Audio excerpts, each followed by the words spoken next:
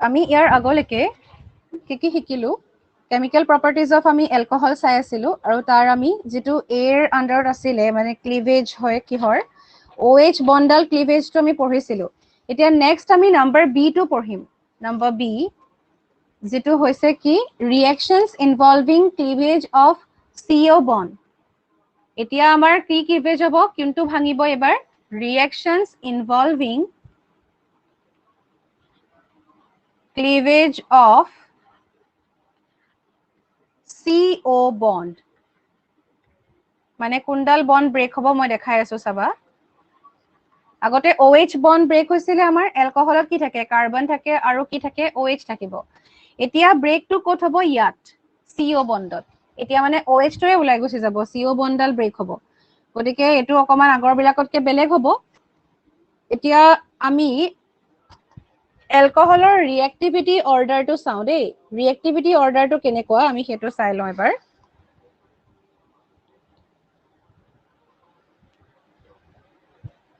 ৰিএক্টিভিটি order কেটা আমি চালে তোমালোকে বাৰু নিজে ভাবাচোন ৰিএক্টিভিটি অৰ্ডাৰটো কেনেকুৱা ধৰণৰ হ'ব পাৰে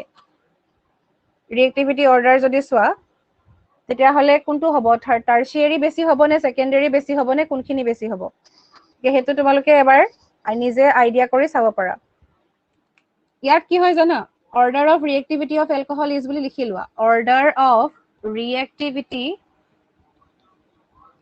মই ৰিজনটো কম বাৰু order of reactivity of alcohol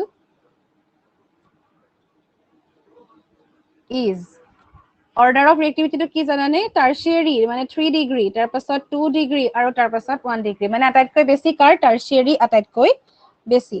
এতিয়া তোমালোকে টাৰচিয়াৰিটো কেনেকৈ লিখিবা মই নেক্সট পেজত দেখাও তোমালোকে এখিনলৈকে লিখি লোৱা এখিনলৈকে লিখি লোৱা তোমালোকে তাৰ পাছত মই তোমালোকক ইয়াৰ পিছৰ পাৰ্টটো দেখাম মানে কেনেকৈ টাৰচিয়াৰিটো তোমালোকে গম পোৱাই অলৰেডি অৱশ্যে এনেকুৱা ধৰণৰ হ'ব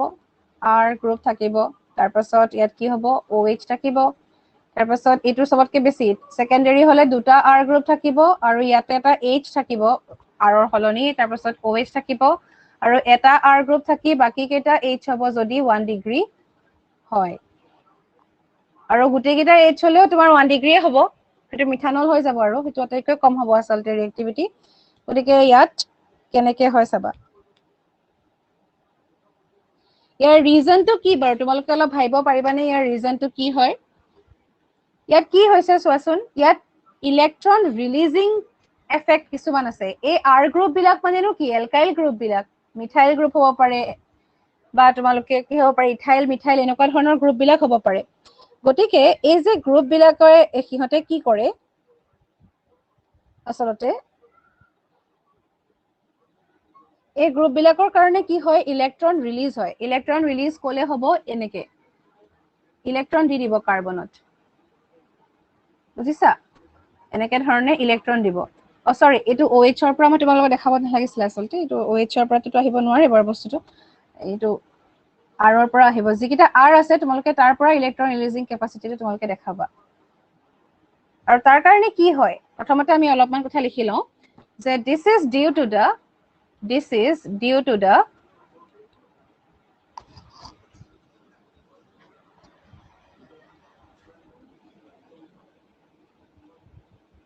to the electron releasing inductive effect. Electron releasing inductive effect. Inductive effect কারণ ইহঁতে কি কৰিছে ইলেক্ট্ৰন ৰিলিজ কৰিছে of alkyl groups আৰু R গ্ৰুপ বিলাক কি হয় সাধাৰণতে alkyl গ্ৰুপে হয় হেতু কাৰণে কি হয় the alkyl groups মই বুজাইও যাম তোমালোকক কৈও যাম কি হয় কথাখিনি the alkyl groups তোমালোকে লিখি যাবা release electrons হেতুটো গম পালা যে সিহঁতৰ ইলেক্ট্ৰন ৰিলিজিং কেপাসিটি আছে গতিকে ডেফিনেটলি সিহঁতে ইলেক্ট্ৰন ৰিলিজ কৰিবই এখিনলৈকে লিখি লোৱা and therefore they তেনেকে লিখিব লাগিব তাৰ পাছত ইয়াৰ পাছৰখিনি মই নেক্সট পেজত দেখাইছো এখিনলৈকে তোমালোকৰ লিখা হোৱা নাই যদি লিখি লোৱা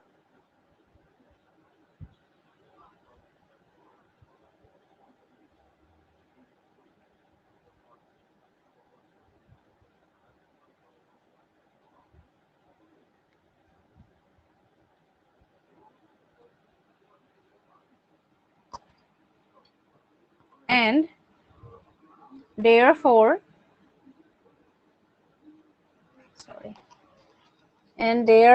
they increase the electron density.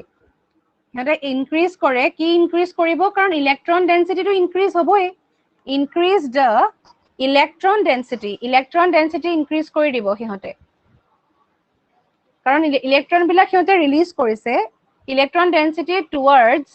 Oxygen সিহঁতৰ কি হৈ যাব, ইনক্ৰিজ হৈ যাব। আৰু তেতিয়া কি হয়, যদি towards oxygen electron density increase হৈ যায়, তেতিয়াহ'লে কি হ'ব, the polarity of as a result বুলি লিখিবা, as a result the polarity increase হ'ব নে decrease হ'ব বাৰু ভাবাচোন, polarity of CO bond polarity of CO bond increases, polarity definitely কি হ'ব, increase হ'ব। তাৰ পাছত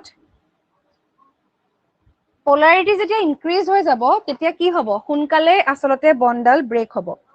polarity যদি increase হয়, তেতিয়াহ'লে কি হ'ব, সোনকালে ব্ৰেক হ'ব। And this makes the cleavage of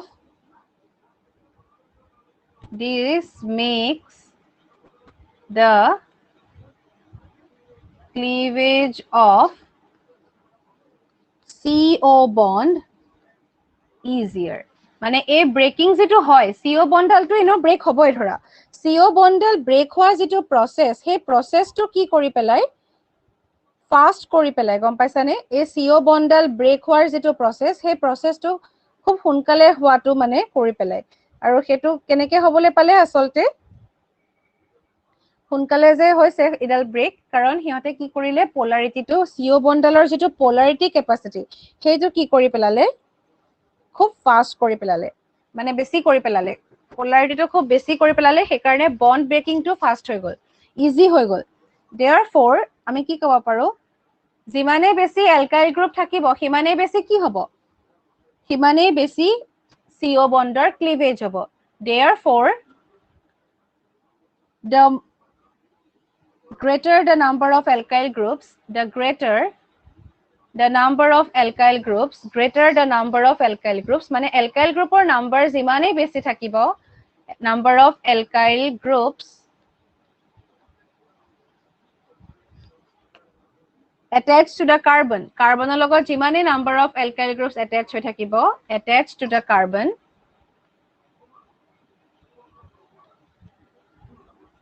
the more easy would be the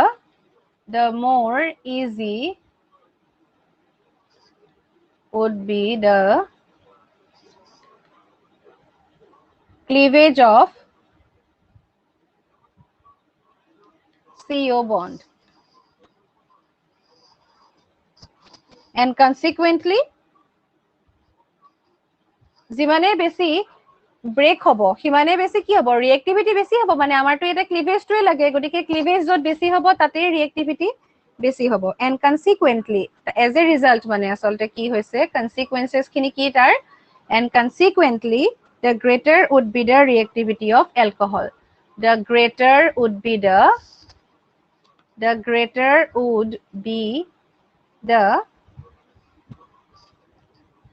reactivity of alcohol.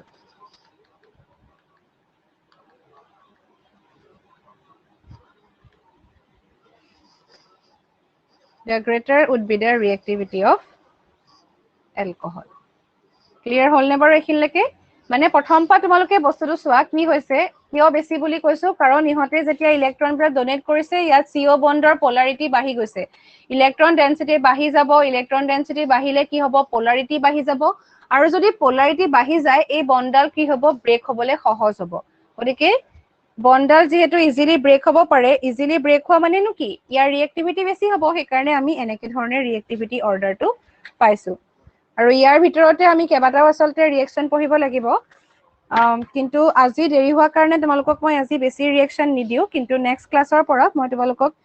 কাইলৈৰ পৰা যেতিয়া পাৰো তেতিয়া তোমালোকক এইখিনি মই আকৌ ৰিয়েকশ্যনখিনি বেছিকৈ দি দিম আজি এইটো কুৱেশ্যনে তোমালোকে ভালকৈ প্ৰেক্টিছ কৰি থোৱা আজি যিহেতু বহুত ৰাতি হ'ল গতিকে এইটো ভালকৈ তোমালোকে প্ৰেক্টিছ কৰি ল'বা নেক্সট ক্লাছৰ পৰা আমি ৰিয়েকশ্যনছ কিছুমান শিকিব লাগিব